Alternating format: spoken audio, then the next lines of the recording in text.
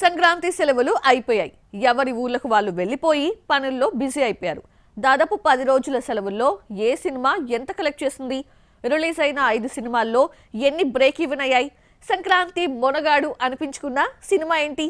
Have a look. ఈ సంక్రాంతికి ఏకంగా 5 స్ట్రైట్ మూవీస్ వచ్చాయి. వస్తాయి అనుకున్న తమిళ చిత్రాలు జననాయగన్, పరాశక్తి రాకపోయినా కాంపిటీషన్ ఏమాత్రం తగ్గలేదు. ఎప్పుడూ లేనంతగా పోటీలోకి 5 సినిమాలు దిగగా ఇప్పటికీ 3 చిత్రాలు బ్రేక్ ఈవెన్ అయ్యాయి. సంక్రాంతి రేస్లో అందరికంటే ముందుగా 9న రిలీజ్ అయిన రాజాసాబ్ 200 కోట్ల గ్రాస్ దాటినా ఇంకా బ్రేక్ ఈవెన్ కాలేదు. సినిమాను 207 కోట్లకు అమ్మితే ఇప్పటి వరకు 120 కోట్ల షేర్ మాత్రమే వచ్చింది. ఇంకో 87 కోట్లు కలెక్ట్ చేస్తే రాజాసాబ్ బోర్డును పడతాడు. సంక్రాంతి కలిసొస్తుందని ఎన్నో ఆశలు పెట్టుకున్న రవితేజ భర్త మహాశైలకు విజ్ఞప్తితో వచ్చాడు. ఫ్యామిలీ ఎంటర్టైనర్ గా ఆకట్టుకున్నా ఇప్పటి వరకు సగం పెట్టుబడిని రాబట్టింది. వరుసగా ఎన్ని ఫ్లాపులు పడినా రవితేజ సినిమా బిజినెస్ ఏమాత్రం తగ్గడం లేదు. భర్త మహాశైలకు విజ్ఞప్తిని 20 కోట్లకు అమ్మితే 10 కోట్లు తీసుకొచ్చింది. లాంగ్ రన్ ఉంటే బ్రేక్ ఈవెన్ కి ఛాన్స్ ఉంది. ఈ సంక్రాంతి భారీ బిజినెస్ తీసుకొచ్చింది. మనశంకర్ వరప్రసాద్ 300 కోట్లు, రాజాసాబ్ 200 కోట్లతోనే సంక్రాంతి 500 కోట్లు దాటేసింది. మిగతా 3 సినిమాలు ఇంకో 200 కోట్లు తీసుకురావడంతో సంక్రాంతి వసూళ్లు 700 కోట్లకు చేరింది. ఏజెంట్ సాయి శ్రీనివాస్ ఆత్రేయ, జాతిరత్నాలు, మిస్ శెట్టి, మిస్టర్ పోలిశెట్టితో హ్యాట్రిక్ కొట్టిన నవీన్ పోలిశెట్టి అనగనగా ఒక రాజుతో సక్సెస్ కంటిన్యూ చేశాడు.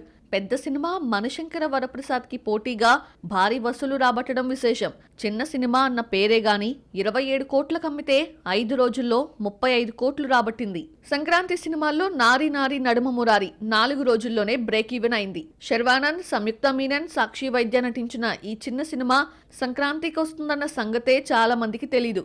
సంక్రాంతి చిత్రాల్లో యునానిమస్ గా హిట్ టాక్ తెచ్చుకుంది. కేవలం మౌత్ టాక్ తో 2వ రోజు నుంచి హౌస్ఫుల్స్ పడటం స్టార్ట్ అయింది. అయితే టాక్ కి తగ్గట్లు థియేటర్స్ ఎక్కువ లేకపోవడం సినిమాకి మైనస్ అయింది.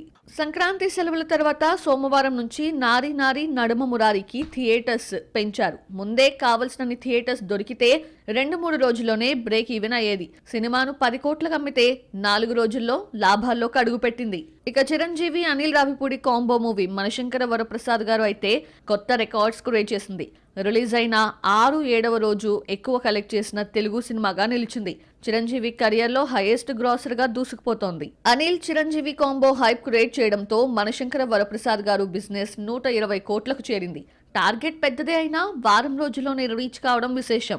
సినిమా ఇప్పటికీ 140 కోట్ల షేర్, 300 కోట్ల గ్రాస్ దాటేసింది. వర్కింగ్ డేస్ లో కలెక్షన్స్ స్టడీగా ఉంటే ఇంకో 2-3 రోజుల్లో 155 కోట్లు కలెక్ట్ చేసిన వాల్తేరు వీరయ్యను శంకరుడు దాటేస్తాడు. ఇలా వారం తిరగకుండా 3 సినిమాలు మనశంకర వరప్రసాద్, నారీ నారీ నడుమ మురారి, అనగనగా ఒక రాజు లాభాల్లోకి వచ్చేగా రాజాసాబ్ భర్త మహాశైలకు విజ్ఞప్తి లాంగ్ రన్ కోసం వెయిట్ చేస్తున్నాయి.